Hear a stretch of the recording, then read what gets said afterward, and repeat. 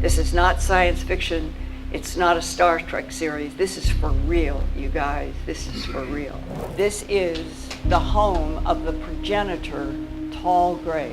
Sirius A and B, under this current identification from the aerospace people, that they are Nordics and water-living humanoids.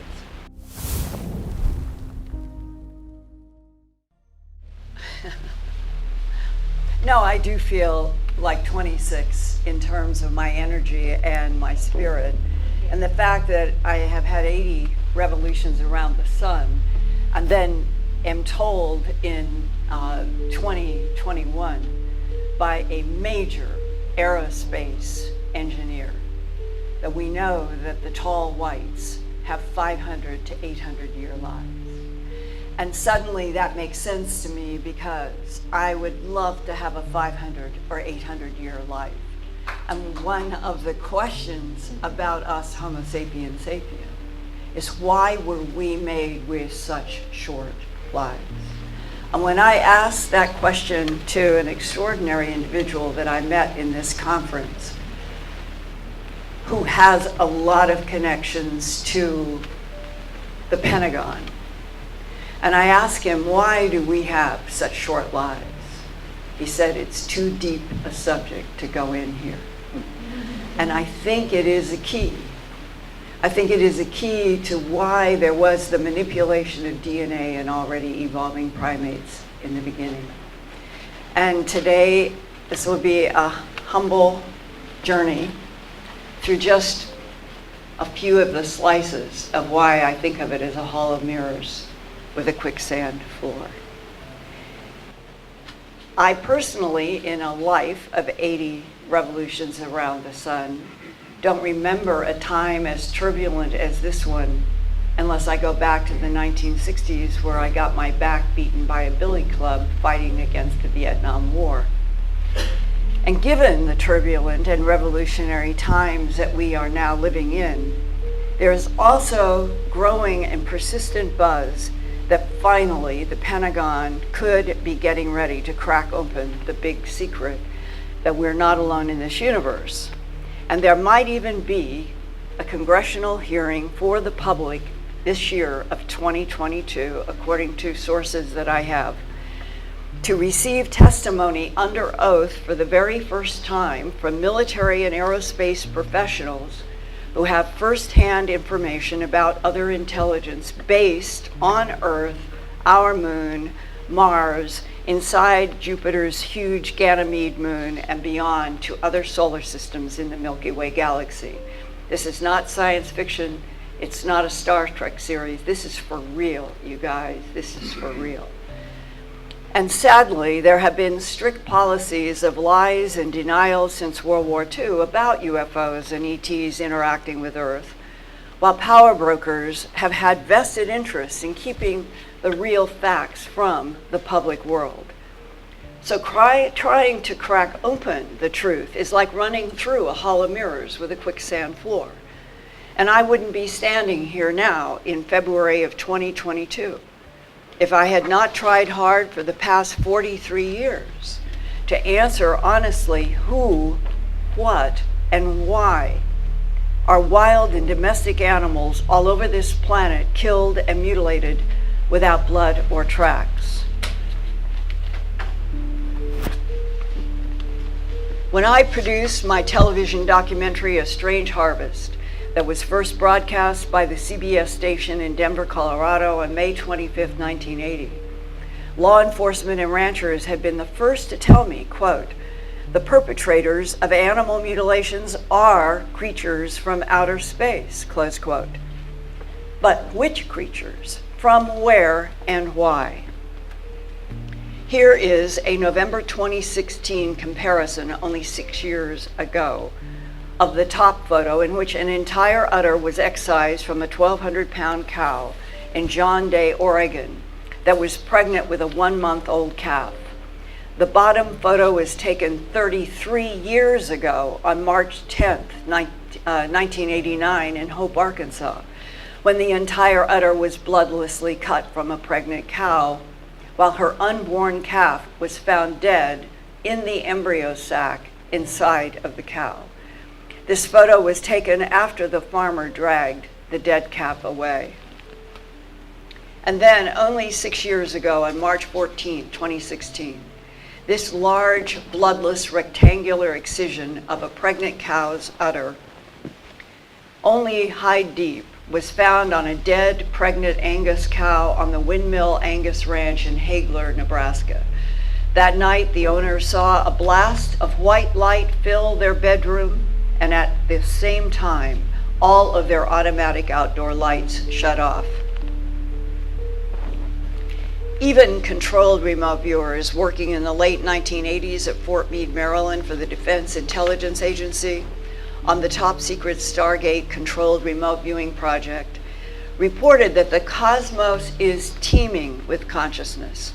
Some of it is friendly, some neutral, and some unfriendly to humans on Earth. Since the current model of standing up primates that we call Homo sapiens sapien emerged alongside Neanderthals some 45,000 years ago, why would anything in this universe be hostile to humans who are like babies in the universe, or to any Earth life? Was there ET hostility in the animal mutilations? Or were all those strange bloodless excisions of tissue actually calculated harvests of genetic material because the perpetrators are using some genetic ingredients from Earth life specifically to make clones and hybrids that can survive and work on this particular planet Earth? In 1979 to 1980, I remember my confusion and fear about whatever it was in the sky that could use a beam to lift a 1,700-pound cow from pastures and then bloodlessly excise an ear, eye, tongue, jaw flesh, genitals, and rectum. This anonymous postcard, dated June 19, 1989, reached the post office box that I had in Littleton, Colorado, after my first book, An Alien Harvest, was released in June of 1989 about my animal mutilation investigations. And a decade of US government efforts to intimidate and stop me from investigating. I have never ever gone into the public of all the things the government did, trying to get me to stop. And it was a real wake-up call because I think it was finally my transition from realizing that being an American does not mean that you are protected by your government. Here is what this postcard said. Dear Linda, congratulations on an alien harvest, an outstanding truth, an exemplary, inestimable document. You have one half of the equation. The other one half is truly the nightmare beyond telling. A few know, but still remain silent, close quote. Today, as this conscious life intensive unfolds, I will share with you recent 2021 to 2022 whistleblower information that perhaps gives insights to this postcard. And especially the other one half that is a nightmare beyond telling. This photo on the front of the postcard is a scene from The Day the Earth Stood Still, released in 1951 by 20th Century Fox Film Corporation. In the UFO's doorway, there is an extraterrestrial humanoid named Klaatu, with his hand raised as if in a friendly greeting. In front is the powerful robot, Gort. They have come to Earth to deliver a warning that humans will not be allowed to spread their nuclear violence into space. And that was only 6 years after the United States dropped the atomic bombs on Hiroshima and Nagasaki, Japan, that ended World War II. 3 decades after the atomic bombs, my Emmy Award-winning TV documentary, A Strange Harvest, was first broadcast about the bloodless, trackless animal mutilations throughout Colorado, the United States, Canada, and around the world since at least the early 1960s. I produced the documentary when I was director of special projects for KMGH TV Channel 7, then CBS in Denver. I had worked 18-hour days for 9 straight months trying to understand who or what was killing and mutilating so many different animals, both domestic and wild, and why. That included deer, elk, reindeer, marmots, foxes, rabbits, as well as cattle and horses. So the anonymous 1989 postcard after my book, An Alien Harvest, was released implied there was a shocking and disturbing revelation about the agenda behind the UFO and ET phenomena. A Strange Harvest was first broadcast on the evening of May 25, 1980, to the largest audience in the Denver station's history from then to now, for a nonfiction documentary. That meant to me that I was only scratching the surface of a huge iceberg of people who knew the animal mutilations were a real and serious phenomenon. And during my documentary production, retired Logan County Sheriff Tex Graves and several deputy sheriffs who frequently saw this big mama UFO emitting what locals called baby UFOs, they all told me, quote, "Linda, the perpetrators are creatures from outer space," close quote, based on their seeing these UFOs in the night over the pastures where they were investigating mutilated animals. I also heard firsthand descriptions from ranchers who had seen round glowing aerial objects emit beams of light down into pastures. Some had even seen a cow rise in a beam of light, later to be found dead and mutilated. Others had seen an animal lowered right before them in a beam of light to the ground, and then would find the animal dead and mutilated. None of those ranchers would go on the record in front of my TV camera for fear of sarcastic ridicule by other humans. A typical animal mutilation like this one from 1976 in Colorado had its lower jaw and nose flesh bloodlessly excised to clean white bone, along with the removal of its tongue deep within the cow's throat. Ask any hunter, how would you do this? How would you reduce jaw flesh and the cartilage to clean bone? And the answer is not only from people who hunt, but from veterinarians who I've asked. There is only one way. You would have to boil the jawbone for a long time to get it as clean as these animals are found, still warm to touch. Often, there has been what ranchers call a cookie cutter circular removal of flesh around the eye, along with the eyeball, like this Polaroid photo shows.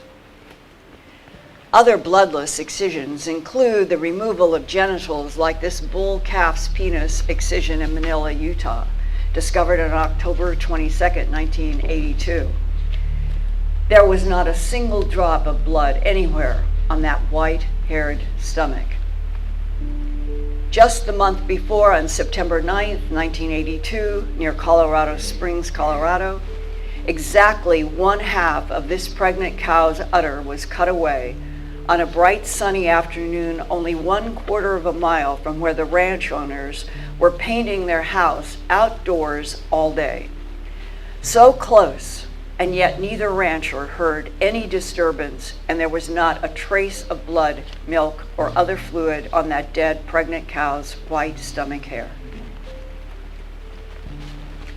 Rectal tissue is often removed in a large, clean hole, and vaginal tissues in females are also removed along with the rectal tissue, as shown in this 1975 Colorado Polaroid image. And then there is the pathology evidence that the bloodless excisions of an ear, eye, skin around the eye, jaw flesh, tongue, genital, and rectal tissue are cut out with heat by an unknown instrument, as shown in this Oregon State University pathologist report of a mutilated steer in 1990 that states, quote, "It does appear consistent with a heat-induced injury," close quote. That Oregon 1990 pathology report was about the bottom serrated edge in this image. The upper photo was a similar serrated edge from a mutilated cow 15 years earlier in Great Falls, Montana in 1975. And I made a note to myself to just tell you something.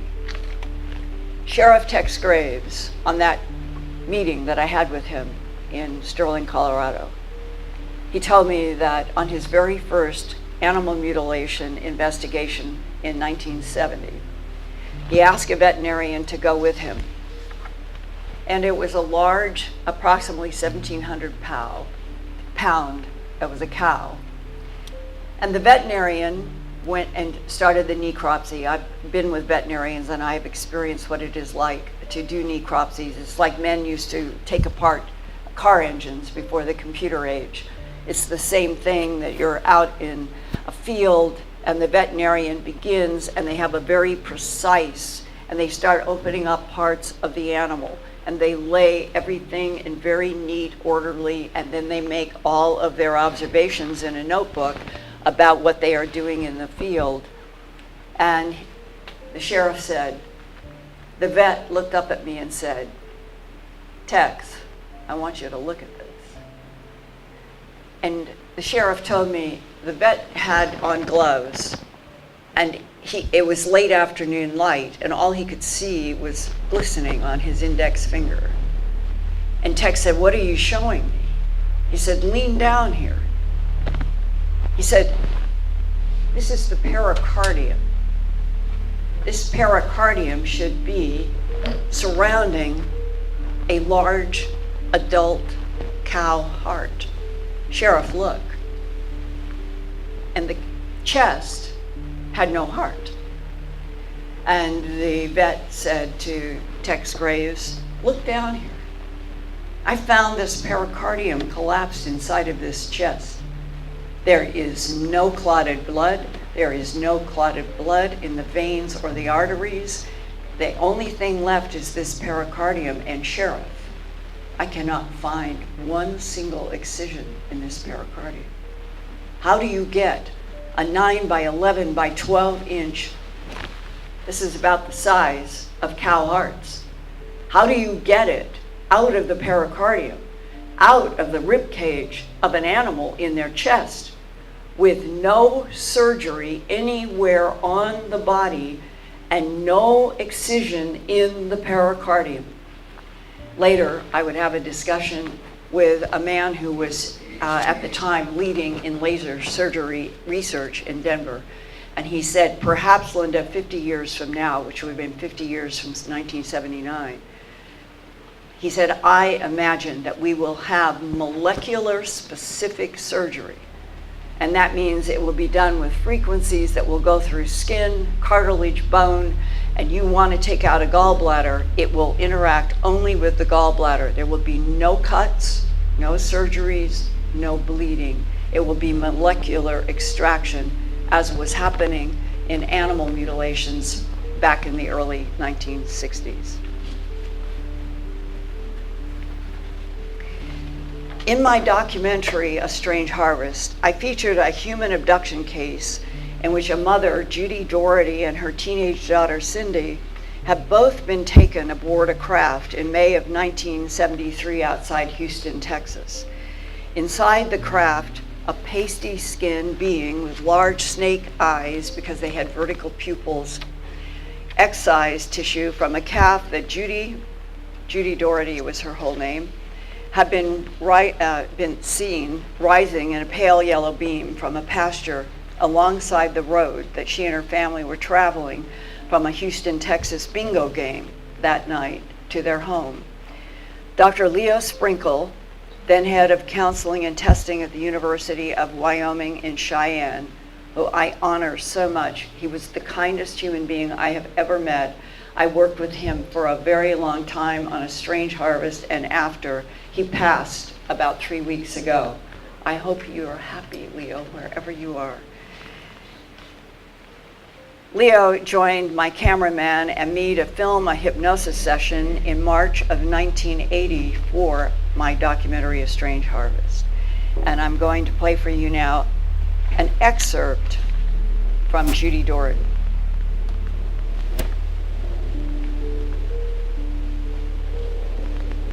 For some reason, they projected that it was necessary this be done, that, that it was for our betterment, for the betterment of mankind that this was done. That they were more or less watching out for us. So you felt better when you had that Yes. impression of not only precision, but also a benevolent or a kind attitude Right. for people, I can't say that they were kind. but concerned. I can't even say that they were concerned. They were just like doing a job that evidently it affects them too. And it has to do with somehow nuclear waste or testing, or they've been here for quite some time. They test the soil as well as our water, as well as our animal life, our vegetation.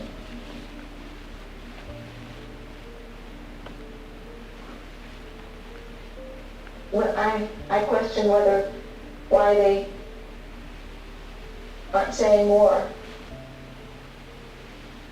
and why they can't stop it if they're so knowledgeable and they get angry. I don't know. I don't understand that. You don't know why they get angry? I don't know why they don't. I don't know why they get angry, and I don't know why if they can't stop it if they're so knowledgeable. And now I want to share with you insights that I first received from a trusted science whistleblower in July of 2021 about the reason for animal mutilations on Earth by extraterrestrials.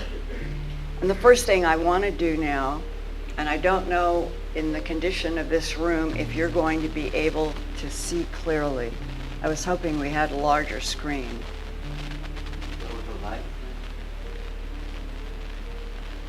See, I don't think that's going to translate very well, is it? I'm building a solar system from Earth out to other solar systems map based on information that I'm getting from two people who are extremely reliable. I wish that I could name them, where they work, what they do, and you would be stunned. And that my map is based on their reliable information. What I'm going to do is I'm going to just at least play. This goes into a Zoom, and then I don't know. I'll go ahead and proceed as if we could see this. Here is a star map of Earth's interstellar neighborhood. I'm trying to organize what I've learned so far from a variety of sources about where actual extraterrestrial civilizations are alleged to be around us and how far away. Look how crowded our interstellar neighborhood is. Here we are on Earth, the red solar system, and the yellow underlined Earth and Sun. Within 20 light years of Earth, at least 10 intelligent humanoid species have been described to me, including the tall whites on 82G Eridani and the Nordic blondes on Procyon A and B and Sirius A and B. Now I'm going to try, I don't know whether it's really not very, this is not a very good way to do this presentation, but it's what we've got. Okay, I'm going to try, let's see, if for those of you, I'll start with Let's see, I think I'll try it like this. Epsilon Indi, you've probably never heard of it before. This is the home of the progenitor tall grays. They are 7, 8 feet tall. They are the thin ones. Every once in a while, an abductee draws and sketches and said, I was 5 feet and they were about 3 feet taller. They are 8 feet. They are very thin. They are not robust. They are the makers of the artificial intelligence that fills all the other solar system research. So here's Epsilon Indi. Around our solar system, here, Earth, our sun. Around our solar system is a cluster of inhabited planets that starts 82 G Eridani. These are the tall whites. I have 2 solid, very experienced sources who have each one sought me out saying, we have followed your work for a long time and we now want you to be able to talk about the other solar systems, telling me that since 1972, only 3 years after the Apollo program, there was a Space Force with a Space Force uniform that worked in collaboration with the tall whites and tall Nordics. Procyon A and B, when you get home and computer, start looking up some of these, Procyon A and B. Nordics from Rigel or Rigel, depending upon which source of pronunciation you're reading. Here's Rigel. Here's my note, reptilian now. Originally Nordics, before the Procyon exodus. What these sources have told me is that we really are in a Star Trek, Star Wars kind of existence. People would be shocked. And there's been a constant battle between tall Nordics and reptilians going on for eons, not just on Earth. And that the Procyon A and B position in the solar system of the Nordics here, they were chased out of Rigel by reptilians and they hate each other and they're always trying to annihilate each other. The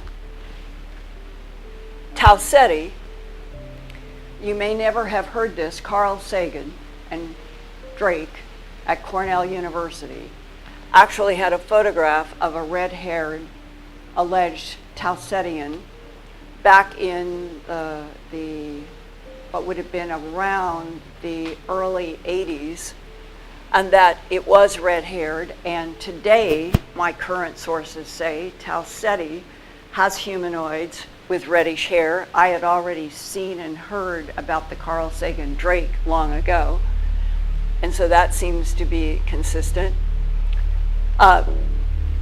Sirius A and B, throughout history, you've probably heard a lot about Sirius, and we know the whole Orion Sirius layout of Cheops and the Sphinx. Well, Sirius A and B, under this current identification from the aerospace people, that they are Nordics and water-living humanoids. And what is amazing is before I was given this specific piece of information, a year and a half ago, a full 18 months ago, a man contacted me and said, I don't think I want my name ever to be used, but he said, I want you to know I have been to a planet that orbits Sirius, and it was Sirius A, and he said, I was in a city of some sort with tremendous architecture, but the beings were water beings, and everything was built for them to go into the water and out of the water. And he said they were humanoid. They didn't look like dolphins or whales. but that they were humanoids so adapted to going in and out of the water that the whole city was made for that. Then, working up to